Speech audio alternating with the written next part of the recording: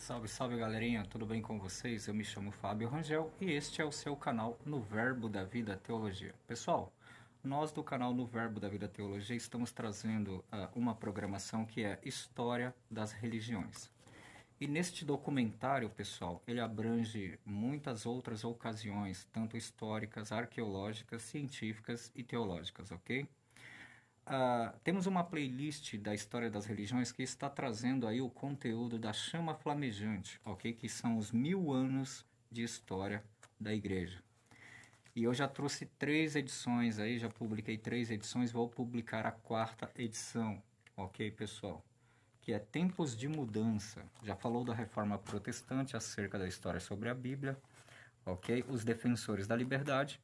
E agora estamos trazendo aí a 4ª edição. Eu espero que vocês gostem e, se você gostou mesmo, se inscreva no canal e deixe o seu like e compartilhe essa informação.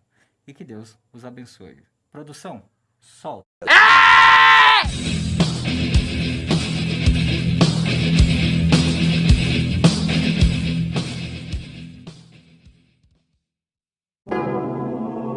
Mil anos de história da Igreja. A Chama Flamejante, parte 4. Tempos de Mudança. Uma distribuição BV Filmes.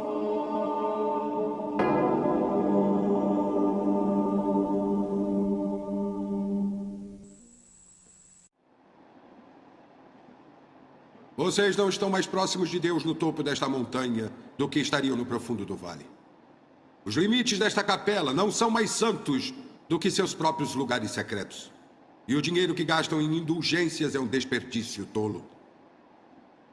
Não são as vestes de um peregrino que agradam a Deus, mas o coração contrito.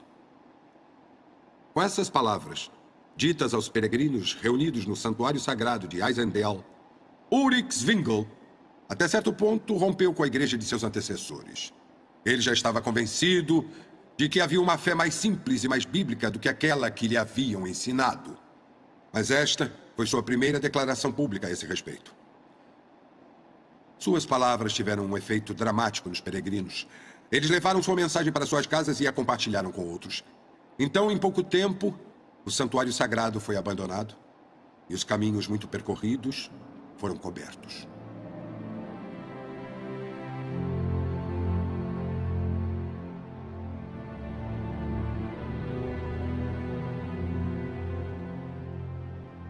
O principal objetivo de Zwingli em seu movimento pela reforma não era a princípio nem essencialmente a queda do papado. Sua preocupação era ser pregador e mestre da palavra de Deus. A consequência inevitável disto foi, de fato, que o papado, em termos de sua autoridade em Zurique e nos cantões da Suíça, foi derrotado.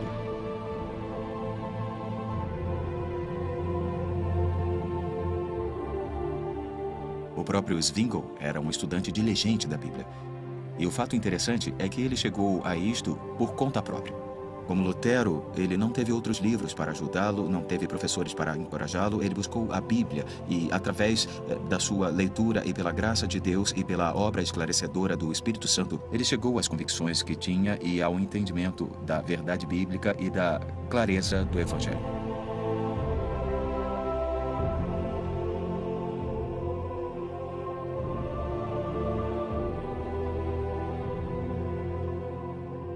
A respeito desta ampla divulgação das escrituras sagradas na língua materna, Zwingli disse mais tarde: qualquer cabana de camponês tornou-se uma escola, onde a mais nobre de todas as artes foi praticada, a leitura do Antigo e do Novo Testamentos.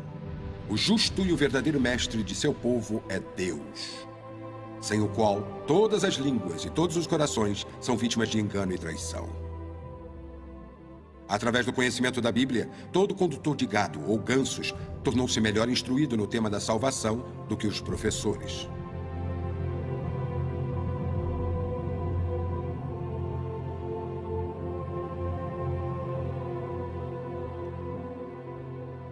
É possível que não haja tarefa mais difícil do que mudar a opinião e os costumes de uma nação.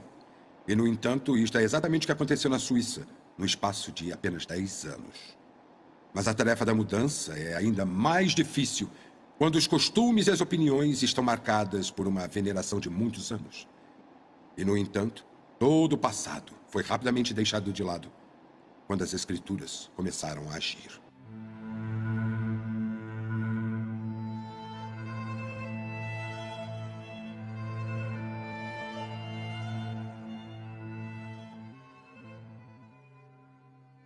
As pessoas vinham de um espectro de conhecimento, e ao darem esse passo, a verdade os encontrou.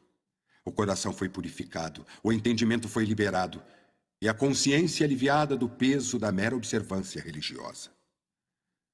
Zwingli tomou cuidado para dar tempo ao tempo, para não acelerar a obra da mudança além do ritmo natural de Deus.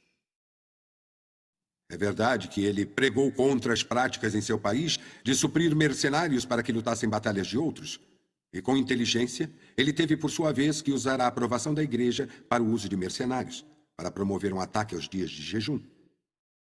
Os dias de jejum não estão atestados nas Escrituras. Alguns dos cidadãos mais importantes de Zurique se aproveitaram de suas palavras e começaram a comer carne em dias de jejum. Os monges ficaram alarmados. Até onde isto os levaria? Se o homem puder comer carne sem autorização da igreja, outras ordens não serão ignoradas em questões mais importantes? Zwingli nada fez para aliviar o desconforto deles.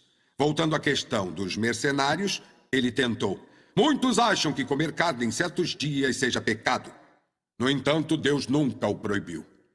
Mas vender carne humana para o massacre e carnificina não consideram pecado algum. Pode nos parecer um assunto sem importância, mas acabou se tornando um fato importante em todo o movimento pela reforma. Provavelmente por ter sido levado a essa categoria pelas autoridades da igreja, lideradas pelo bispo de Constança, que afirmou duramente que o surgimento, o que, na verdade, Zwingli estava sugerindo era que o jejum não era uma obrigação. Isso era novo, era colocar em perigo a paz da igreja, e este era, de fato, o caminho para a anarquia. Foi uma decisão ruim e pouco analisada. Zurique era uma das cidades mais pacatas e pacíficas da Confederação. Seus cidadãos ouviam Zwingli e seu evangelho havia mais de 4 anos. E não havia sinais de insubordinação, ou rebelião, ou anarquia em lugar algum. Zwingli observou isto e sugeriu aos seus acusadores que, com certeza, o cristianismo seria a melhor garantia da segurança geral da nação. E acrescentou: as pessoas devem ter a liberdade de jejuar todos os dias do ano, se assim desejarem. Mas ninguém deveria ser forçado a jejuar diante da ameaça da excomunhão. As autoridades não puderam responder, mas alertaram o povo a que não se separasse de uma igreja fora da qual não havia salvação. A discussão e debate sobre os dias de jejum foram, obviamente, bem animados e, na realidade, muito bíblicos, pois Zwingli baseava seus argumentos nas Escrituras. Tanto foi verdade que um dos representantes dos bispos de Constança presentes no concílio, um homem de nome Vanner, foi convencido pelos argumentos de Zwingli e sua apresentação das Escrituras, e no meio deste concílio, ele anunciou a todos os presentes que havia sido persuadido pelo ensino e pela doutrina da reforma. É claro que o resultado disso foi um grande desconforto. Zwingli foi acusado de anunciar heresias condenáveis. Com a ameaça de ser negado os últimos sacramentos em seus últimos momentos, ou um funeral cristão, todos foram proibidos de ler qualquer coisa escrita por Zwingli ou Lutero. Zwingli rebateu esses ataques com pouca dificuldade. Mas então veio a Assembleia. O Supremo Concílio da Confederação Suíça se reuniria em Baden.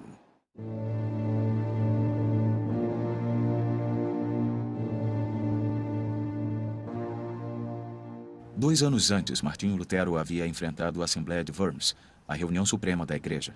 Agora era Zwingli quem era confrontado neste encontro em Baden, a reunião suprema das autoridades do Estado. E, portanto, poderia ser muito mais intimidante e suas consequências, é claro, poderiam ser muito mais sérias se o resultado fosse contrário a ele. O supracitado bispo de Constança trouxe sua queixa à Assembleia e implorou aos membros que suprimissem, com seu braço secular, a propagação de novas doutrinas por Zwingli.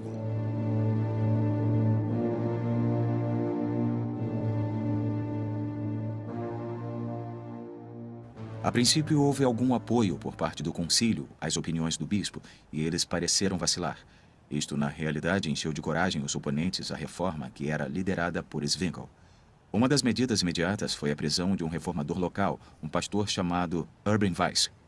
E sua prisão, obviamente, fortaleceu os oponentes à reforma.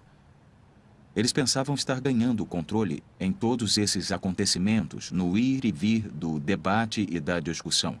Zwingli, então, continuou seu trabalho e não foi de maneira alguma desencorajado por esse nível de oposição que agora se tornava aparente.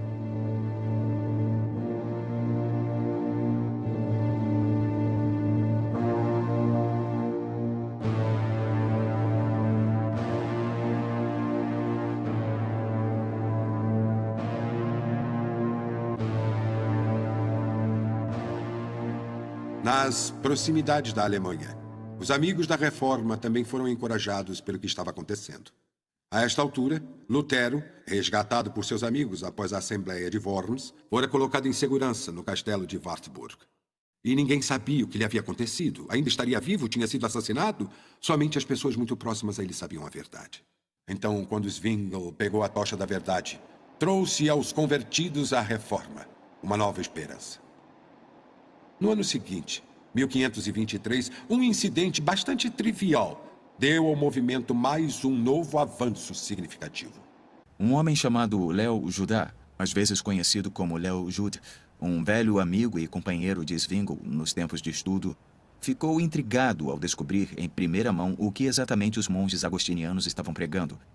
Então, disfarçadamente, ele foi ouvir um desses homens durante um de seus cultos. Ao ouvir a ministração da palavra, ele descobriu que o ensinamento apresentado por esse monge em particular era que o homem por si mesmo era capaz de satisfazer a justiça divina. Pai Altíssimo! Clamou Leo Judá. Ouve-me por um momento, e todos vós, povo, ouçam minhas palavras ao me tornar um cristão. O lugar ficou em absoluto silêncio, e houve uma expectativa entre as pessoas. Judá teve a atenção de todos. E então abriu a Bíblia e dali apresentou claramente a verdade, que o homem não é capaz por si mesmo de fazer qualquer coisa para a sua própria salvação.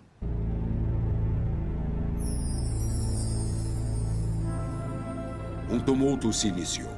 Alguns tomaram o lado do monge. Outros apoiaram Judá. Mais uma vez, os poderes civis foram trazidos, mas isto apenas resultou em mais tumulto. Zwingli, percebendo a oportunidade, exigiu a realização de um grande debate. Um debate que resolveria as questões da fé de uma vez por todas. Se fosse comprovado pelas escrituras que ele estava errado, aí então ele se calaria. E ainda pior, se submeteria à punição. Mas se ele pudesse mostrar que sua doutrina estava de acordo com a palavra de Deus, então ele exigia a proteção do poder civil para sua proclamação pública. Zwingli apresentou sua posição no formato de 67 teses, e elas representavam o que ele acreditava serem as questões fundamentais da fé. Ele começou com a própria Bíblia e, de maneira significativa, declarou de início que a Bíblia é uma autoridade em si. E sua autoridade não provém da Igreja. Em seguida, ele tratou da doutrina da salvação e falou sobre como somente Cristo é capaz de reconciliar o homem com Deus. E ele falou sobre a questão do papado e sobre a questão da missa e da oração aos santos e todos os outros temas bastante polêmicos, sempre com o mesmo ponto de partida. Portanto, esses foram os vários temas que surgiram neste grande confronto e em outros que se seguiram. Provavelmente, o mais importante foi a missa. Inicialmente, o concílio, ao julgar essas questões, determinou que tanto a prática medieval, que envolvia a prática da transubstanciação, deveria ser permitida, quanto os ensinamentos da reforma sobre a observação da ceia do Senhor. O padrão bíblico simples que Zwingli ensinava também deveria ser permitido. Assim, por um curto período, ambas as formas existiam na cidade lado a lado. Mas alguns anos depois, a missa foi considerada não bíblica e a prática da ceia do Senhor foi adotada segundo o ensinamento de Zwingli. Uma vitória havia sido conquistada. E agora Zwingli começava a introduzir algumas de suas reformas. E começou com o estilo antigo de culto. Sai de cena o culto triste e silencioso, murmurado de maneira sonolenta na maioria das igrejas, e entra a exposição das Escrituras. A seguir, ele voltou sua atenção aos conventos e monastérios. Zwingli argumentava que essas instituições estavam em guerra com as leis da natureza, com as afeições do coração e com os ensinamentos das Escrituras. As portas dos conventos foram derrubadas e aqueles que desejavam partir puderam fazê-lo. Muitos partiram. Outros preferiram ficar e terminar seus dias como haviam vivido suas vidas. Eles receberam essa permissão. Mas no tempo oportuno, tanto os conventos quanto os monastérios fecharam as portas.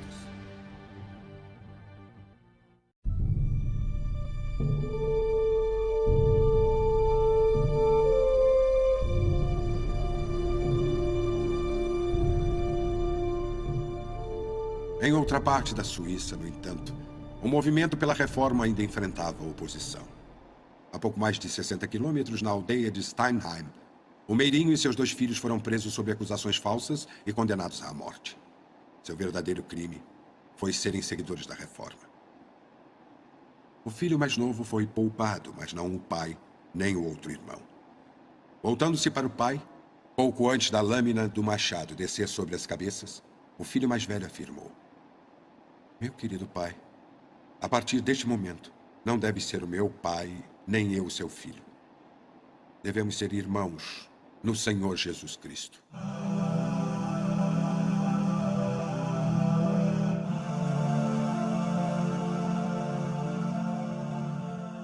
Zwingli naturalmente ficou abalado por esse acontecimento e por outros semelhantes a esse, mas isso não desencorajou seu trabalho. Na realidade, trouxe outro ímpeto ao seu trabalho, pois ele acreditava que, conforme a reforma avançasse, isso levaria a um nível em que os martírios seriam algo do passado. Esses foram os sonhos e os princípios que levaram à combinação surpreendente entre pastor e patriota que encontramos em Ulrich Zwingli. O objetivo de sua reforma abrangia tanto a igreja quanto a nação. Ele almejava restaurar ao indivíduo a piedade e à nação a virtude. E por ver o Evangelho como a única fonte fiel de todas as virtudes e de todas as bênçãos desta vida, ele acreditava que esses benefícios fluiriam somente daquela fonte incorruptível, a saber, o Evangelho. Ele prosseguiu passo a passo, cuidando para que suas reformas não excedessem o nível do esclarecimento alcançado por seus conterrâneos. Sua atividade era incansável. A luz se difundia à sua volta. Outros reformadores se levantaram para defender a causa. E assim, o céu da Suíça começou a se iluminar com o glorioso amanhecer da reforma.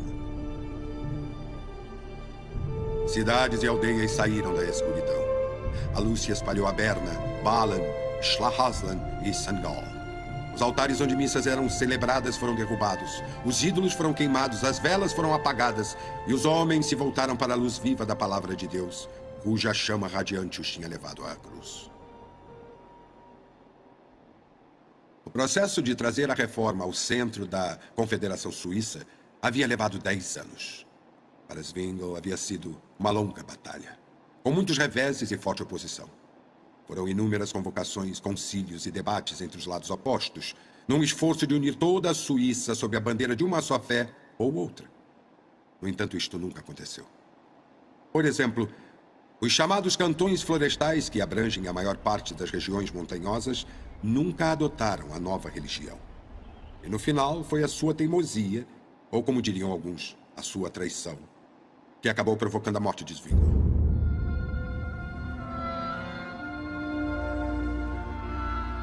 A Áustria e a Suíça eram inimigas havia muitos anos, mas os suíços finalmente conseguiram sua independência após uma guerra sangrenta contra a Áustria. A animosidade continuou, e quando a reforma começou a se espalhar a partir de Zurique, cruzando toda a Suíça, os 5 cantões florestais começaram a ficar preocupados porque não queriam aceitar essa nova religião. Mas não havia uma maneira de resistir a ela. Exceto se, para a surpresa de todos, eles se voltassem para a rica e populosa Áustria e buscassem auxílio. E os austríacos se ofereceram a ajudar na forma de soldados de infantaria, cavalaria e até artilharia. Até a Áustria ficou surpresa. E, a princípio, duvidou da boa-fé do povo dos 5 cantões dissidentes. Entretanto, em abril de 1529, uma liga foi formada e assinada em ambos os lados. Os povos das montanhas seguravam amigavelmente as mãos dos homens contra quem seus pais haviam lutado até a morte. Com a Áustria em sua retaguarda, os homens dos 5 cantões começaram a exigir os seus direitos. Determinados a manter a ortodoxia da antiga religião, eles recorreram a medidas realmente drásticas. Perseguição, prisão, tortura e, em alguns casos, a morte. Era a pena para aqueles que buscavam promover a reforma. E tudo acabou em guerra sangrenta.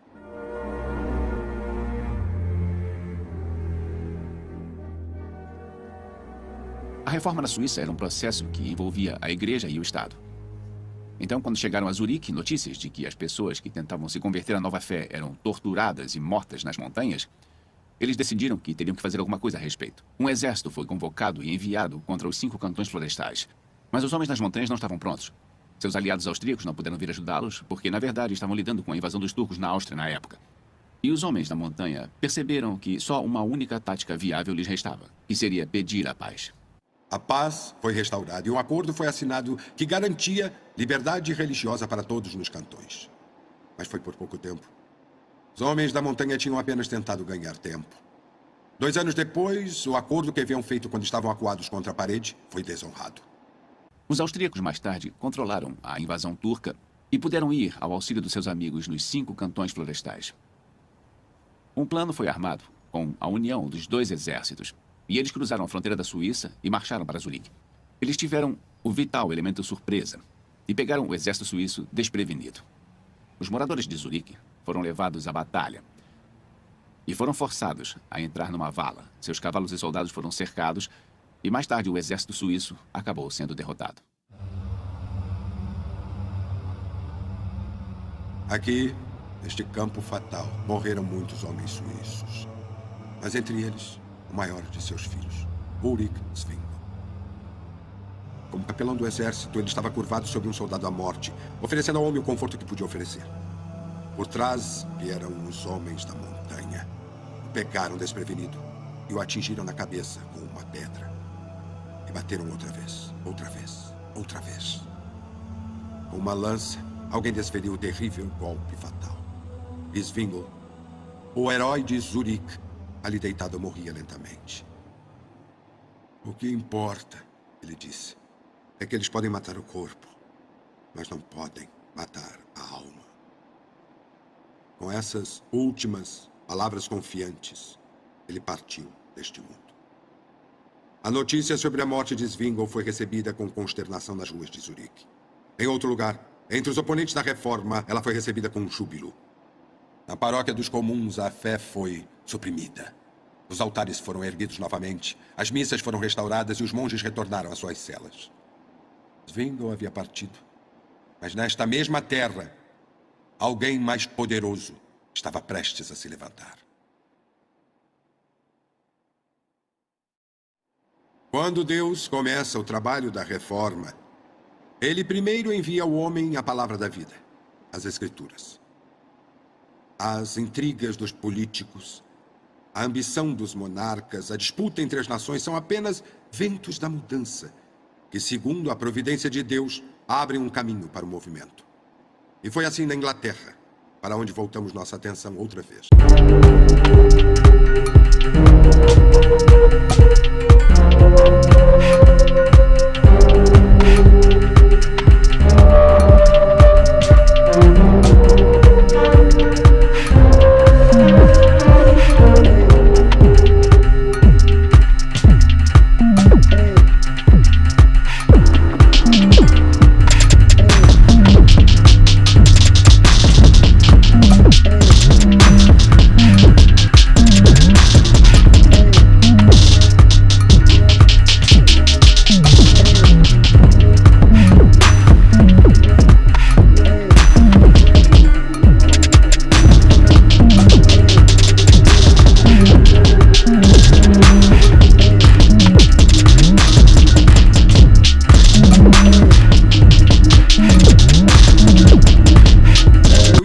Se concentrava nas 2 maiores universidades, Oxford e Cambridge, para onde muitos estudiosos jovens haviam se dirigido sob a influência da nova verdade. Buscas frequentes foram conduzidas e prisões foram efetuadas, e não foram poucos os que, ao afirmarem sua obediência aos princípios da reforma, foram sumariamente condenados e mortos no fogo. Os livros ofensivos também encontraram seu destino nas chambas. Cada demonstração pública divulgava sua existência e, para dar continuidade à metáfora, colocava mais lenha na fogueira do interesse das pessoas. Em 1526, uma ordem foi decretada contra a Bíblia, ou qualquer livro que contivesse uma simples citação bíblica. Mas todas as ações planejadas contra o livro sagrado serviram apenas para aumentar a sua popularidade. Como a nuvem que passa sobre o país e espalha as suas gotas benditas, trazendo vegetação para todos os vales e colinas abaixo. Assim a Bíblia passou sobre a Inglaterra, espalhando a luz e promovendo o crescimento espiritual nos corações de milhares. E assim, como seus divulgadores usaram esquemas criativos para garantir que o livro sagrado chegasse às mãos das pessoas, também os seus oponentes foram criativos em seus planos para impedir sua divulgação. O bispo de Londres, Tunstall, estava preocupado com o número de Bíblias que chegavam à Inglaterra. Refletiu sobre o problema e veio com um plano que achou ser inteligente para dar um fim a este comércio. Ele conhecia um mercador chamado Packington, que tinha negócios em Antuérpia. Então ele chamou Packington e pediu que ele comprasse todas as cópias de Bíblias que pudesse encontrar na cidade. Packington concordou, desde que, obviamente, o bispo pagasse por todas as Bíblias. Tunstall, de boa vontade, concordou. Packington foi a Antuérpia para se encontrar com Tyndale. Disse que tinha um comprador para todos os Novos Testamentos que ele conseguisse comprar. O comprador era o bispo de Londres. Obviamente, Tyndale desconfiou. Ele expressou sua suspeita de que o bispo, na realidade, queria queimar os Novos Testamentos. Packington disse, talvez, mas pense no que pode fazer com o dinheiro. Poderia imprimir muitas outras cópias do Novo Testamento. Assim, Tyndale concordou em suprir os Novos Testamentos. Eles foram enviados para Londres, entregues ao bispo, que os queimou em público em frente à cruz St. Peter. Com o dinheiro, Tyndale começou a trabalhar numa nova edição do Novo Testamento. Cópias do livro foram impressas e contrabandeadas para Londres. Tunstall ficou sabendo que os livros eram contrabandeados, chamou Packington e perguntou a ele como isso poderia acontecer, pois ele havia comprado todas as cópias disponíveis. Packington respondeu, o senhor pode ter comprado todas as cópias, mas o senhor não comprou todos os tipos. Packington sugeriu a Tunstall que fizesse outro acordo, dessa vez comprando todos os tipos e garantindo assim que mais nenhum Novo Testamento fosse impresso. Mas a esse ponto, Tunstall parecia ter entendido que ele não ganharia e que não havia razão para gastar mais na tentativa de suprimir a impressão do Novo Testamento em inglês. Estamos no ano de 1525 e o rei Henrique VIII, o mais pitoresco dos monarcas, estava no trono da Inglaterra havia 16 anos. Foram anos cheios de acontecimentos, com a ascensão de Lutero e Zwingli, a publicação do Novo Testamento grego de Erasmo e depois a tradução de Tyndale para o inglês. Mas o que viria a acontecer nos anos seguintes abalaria a Inglaterra e a Europa em seus alicerces. Esses ventos de mudança que, na providência de Deus, preparam o caminho para os seus conselhos e propósitos, ganhavam força e logo se transformariam em tempestade.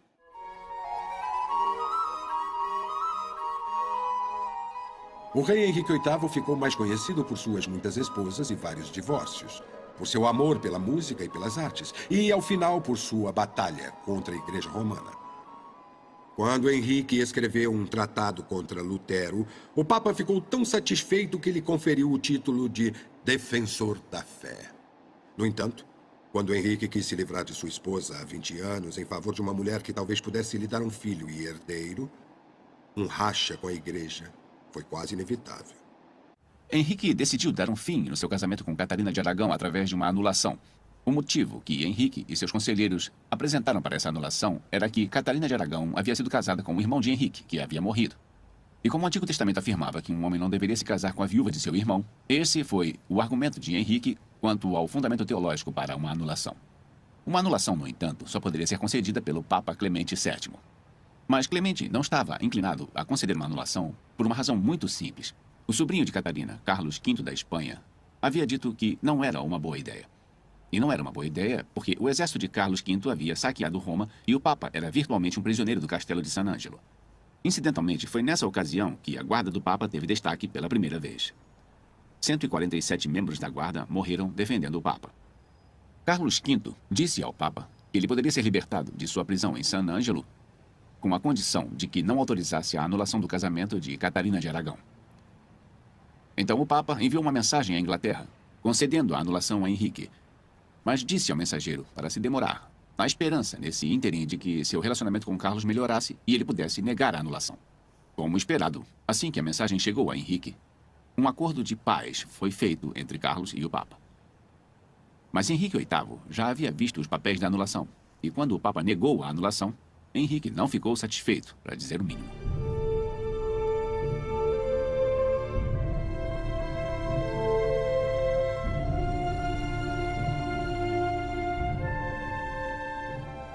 Esse impasse quanto ao arranjo nupcial do rei se tornou um dos muitos ventos de mudança que viria a afetar o país mais do que qualquer um dos elementos principais jamais teriam imaginado. Entram em cena agora dois personagens que viriam a ser centrais neste drama que se desenrolava: Thomas Cromwell e Thomas Cranmer. Primeiro, Cranmer, futuro arcebispo de Canterbury. O arcebispo Thomas Cranmer nasceu em Aslockton, em Nottinghamshire, no ano de 1489. Seu pai era escudeiro local e ele foi enviado para estudar na Universidade de Cambridge. Diferente de Latimer, ele não estava associado aos reformadores de Cambridge, mas sabemos que, em suas devoções particulares, ele havia sido tomado por pensamentos reformadores, porque rezava pela queda do Papa na Inglaterra. A praga chegou a Cambridge e Cranmer deixou a universidade para se tornar um tutor de uma família importante de Essex. Quando o rei foi caçar na região, alguns dos membros de sua comitiva foram hospedados na casa onde Cranmer ensinava. À mesa do jantar, certa noite, entre os assuntos corriqueiros do dia estava o tema do divórcio do rei. Cranmer apresentou a ideia de que não era um assunto sobre o qual o Papa deveria decidir, mas que ele deveria ser submetido aos acadêmicos das universidades. Esta era uma linha totalmente nova de pensamento, e a comitiva relatou o que Cranmer havia dito ao rei Henrique VIII. Na realidade, o que Cranmer sugeriu foi que os acadêmicos deveriam determinar o que as escrituras diziam sobre o casamento de Henrique com a viúva de seu irmão. Lembre-se que Henrique era um católico devoto. Portanto, cogitar a ideia de que estudiosos da Bíblia e não a Igreja deveriam decidir sobre seus assuntos pessoais era uma mudança radical de costumes. Também trouxe a Cranmer promoção instantânea. Ele foi enviado com o conde de Wiltshire para negociar com o Papa sobre o tema da anulação do casamento. E considera-se que tenha sido o primeiro golpe da reforma, porque quando o Papa estendeu seu pé para que o conde de Wiltshire beijasse o seu dedo, o conde não se curvou para beijá-lo, mas o cachorro do conde se adiantou e mordeu o dedo do Papa, porque achou que o Papa estava chutando seu dono. Enquanto Cranmer, agora arcebispo de Canterbury, apresentava ao rei e aos seus conselheiros a ideia de que os assuntos espirituais fossem julgados pelas escrituras, o outro Thomas, Cromwell, lançava as sementes da mudança no fronte político. Thomas Cromwell havia sido um servo fiel e ardoroso defensor do cardeal Wolsey. Mas Wolsey havia caído em desgraça, e as acusações de traição seguiram o cardeal até seu leito de morte. Cromwell percebeu que o que havia complicado as coisas entre Wolsey e o rei era que Wolsey havia colocado a igreja acima do Estado. E Cromwell procurou o rei e sugeriu que este problema poderia ser resolvido se Henrique declarasse ser ele mesmo o cabeça da igreja na Inglaterra. Quem é o Papa? Ele perguntou, para que seja o monarca da Inglaterra? E quem são os sacerdotes para que estejam acima da lei? Por que o rei não deve ser o amo em sua própria casa?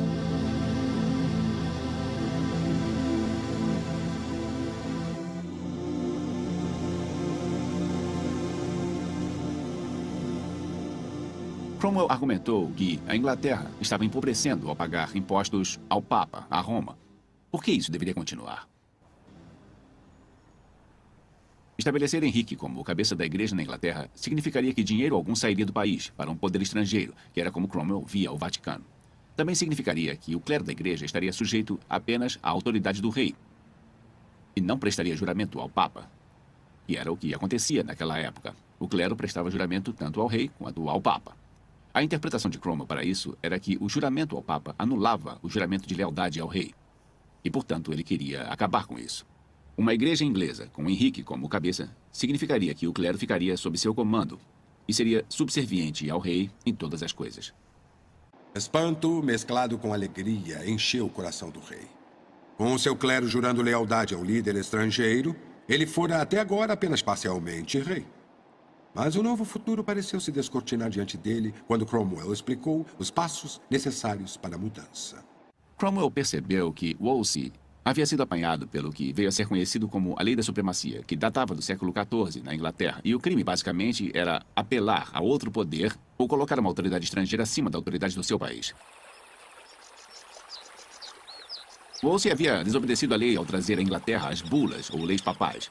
Elas ameaçavam a soberania do rei.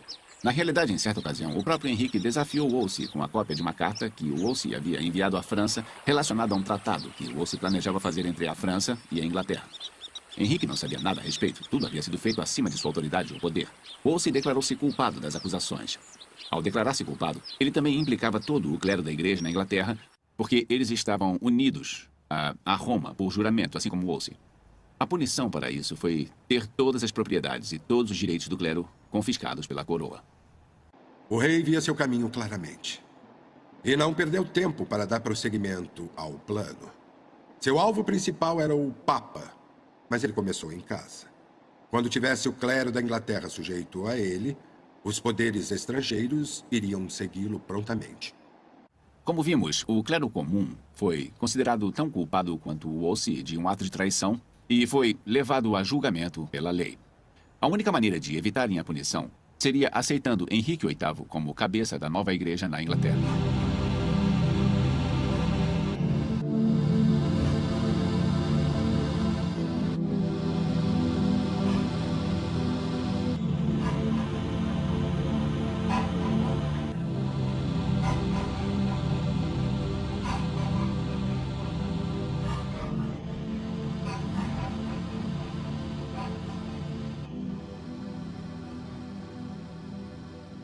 Após muita barganha e muita discordância, o destino foi finalmente selado. Uma nova igreja foi estabelecida e tornou-se a Igreja da Inglaterra com Henrique como seu cabeça. Esse provavelmente é um dos primeiros exemplos de consentimento dado com o silêncio. Na grande convocação de bispos realizada em Canterbury para considerar as reivindicações de Henrique VIII como cabeça da igreja na Inglaterra, a questão foi colocada: você reconhece o rei como seu líder supremo até onde a lei de Cristo permite? Nenhuma voz se levantou para discordar. Então foi dito: devo entender que se não demonstram oposição, estão consentindo. Obviamente, junto com seu consentimento, o bispo deu a Henrique uma alta soma em dinheiro, aproximadamente 118.000 libras. O dinheiro e o consentimento os livraram das punições associadas à quebra da lei da supremacia.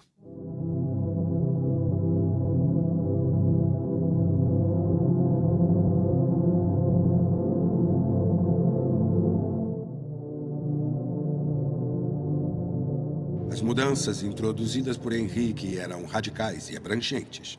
E antecipando que suas ações incitariam a ira de Roma, Henrique, com Cromwell e Cranmer, estabeleceram novas leis e estruturas eclesiásticas. O pagamento de impostos ao Papa, o óbolo de São Pedro, já tinha sido cancelado. Os hereges não poderiam mais ser queimados sob a autoridade do bispo, embora ainda pudessem ser queimados se Henrique assim o desejasse. E os clérigos perderam o poder que tinham há séculos de criar e exigir o cumprimento de leis. Henrique estava estabelecido como líder supremo da Igreja da Inglaterra. Mas a questão de seu casamento com Catarina ainda não havia sido resolvida. Mas havia sido enviada às universidades para sua consideração. E quando a resposta chegou, tanto Oxford quanto Cambridge foram a favor do rei. Ele poderia ter seu divórcio. E as coisas ficaram ainda melhores para Henrique. Todas as grandes universidades da Europa, incluindo Sorbonne em Paris, aprovaram o divórcio. Paradoxalmente, as únicas pessoas na Europa, os únicos homens cultos da Europa que se colocavam contra o divórcio, eram os reformadores protestantes, como Lutero e Calvino. Assim, Henrique seguiu para seu casamento com Ana Bolena em janeiro de 1533. O casamento com Catarina de Aragão foi declarado nulo e sem força legal. E Ana foi coroada rainha por Cranmer. Mal haviam terminado as aclamações sobre a coroação quando o imperador Carlos V, sobrinho da rejeitada Catarina, pediu ao Papa que excomungasse todos eles. Ele concordou.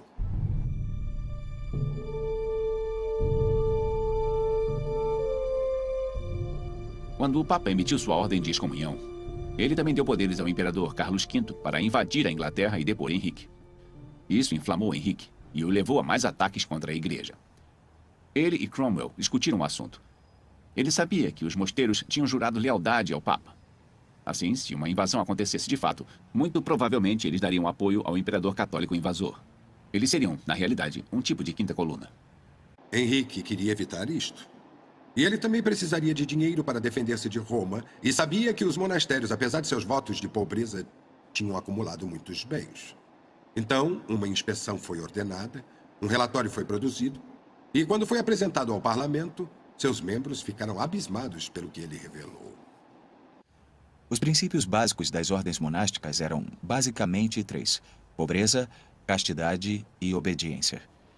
Sentimentos, com certeza muito nobres, sem dúvida. Mas a realidade era que, na maioria dos casos, com certeza eles já haviam sido esquecidos há muito tempo. Então, quando os inspetores vieram ver os monastérios e examinaram a vida dos residentes à luz de suas virtudes professadas, descobriram que eles já haviam se afastado delas. Consequentemente, parecia que a reforma dos monastérios não seria possível.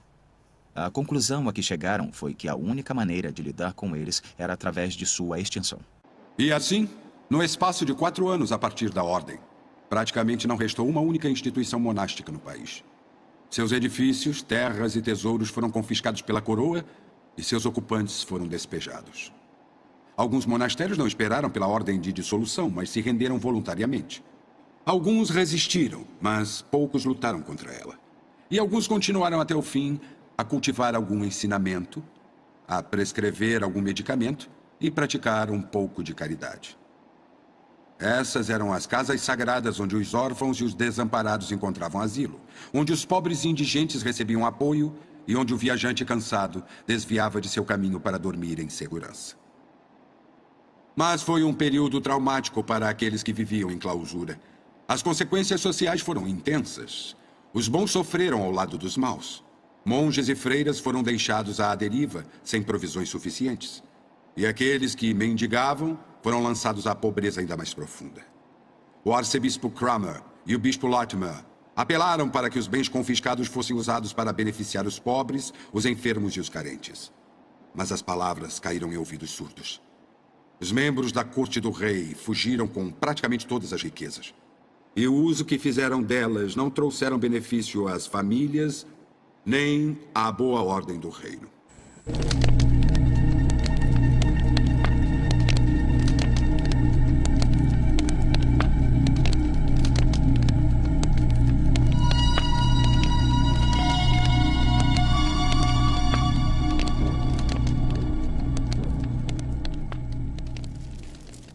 O reino de Henrique VIII não foi livre de momentos sombrios.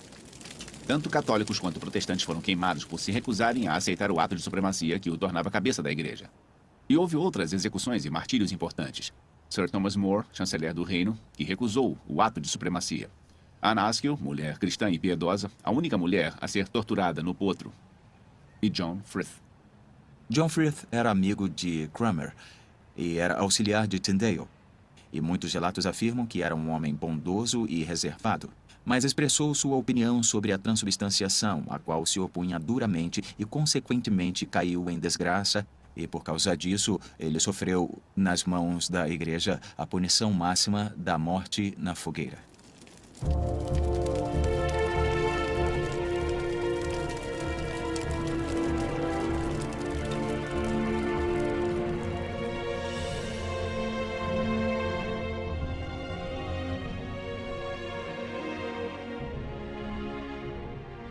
Embora seja difícil ignorar sua posição pessoal egoísta e interesseira em relação à monarquia, precisamos admitir que durante o reinado de Henrique, muito foi feito para tornar o evangelho mais acessível às pessoas. E mais uma vez, vemos os ventos providenciais de mudança afetando o resultado dos eventos na Inglaterra. Se Catarina de Aragão tivesse dado um filho a Henrique VIII, ele provavelmente nunca teria se divorciado dela. E se ela estivesse no trono ao lado de Henrique, muito provavelmente nunca teria havido uma disputa com Roma. Ou uma separação da autoridade do Papa.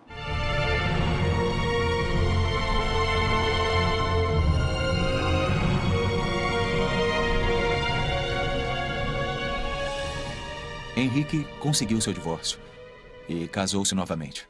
Desta vez, sua mulher era Ana Bolena, que na realidade via com bons olhos os ensinamentos da reforma.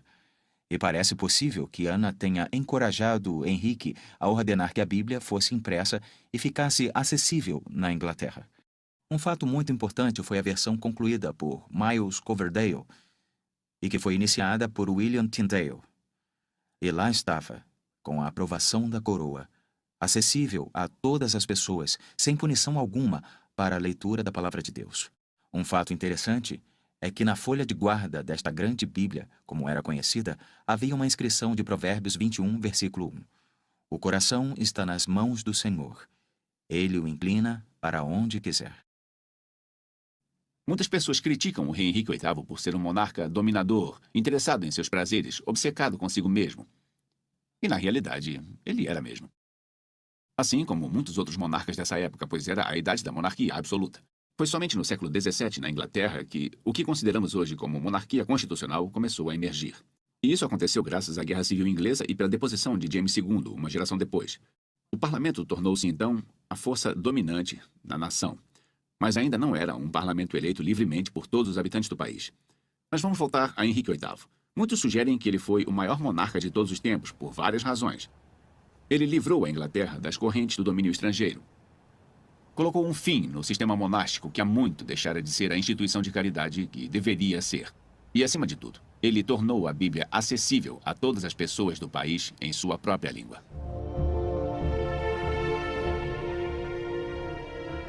Henrique morreu em 28 de janeiro de 1547. Viveu por 55 anos e 7 meses. E por 37 anos e 9 meses, havia reinado como rei da Inglaterra.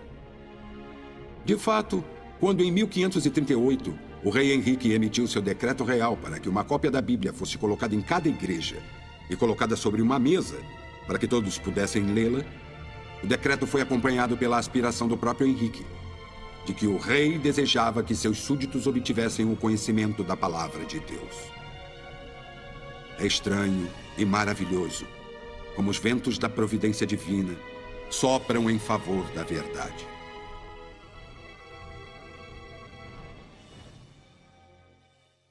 Deus Todo-Poderoso, para quem todos os corações se abrem, a quem todos os desejos se revelam e de quem nenhum segredo se oculta, purificai os pensamentos de nossos corações pela inspiração do Espírito Santo. Essas palavras do livro de oração comum e escritas pelo arcebispo Thomas Cranmer são conhecidas em congregações e igrejas paroquiais em todo o mundo. Vamos falar sobre a morte e o martírio de Cranmer, assim como as vidas dos bispos Ridley e Latimer, no próximo episódio de A Chama Flamejante.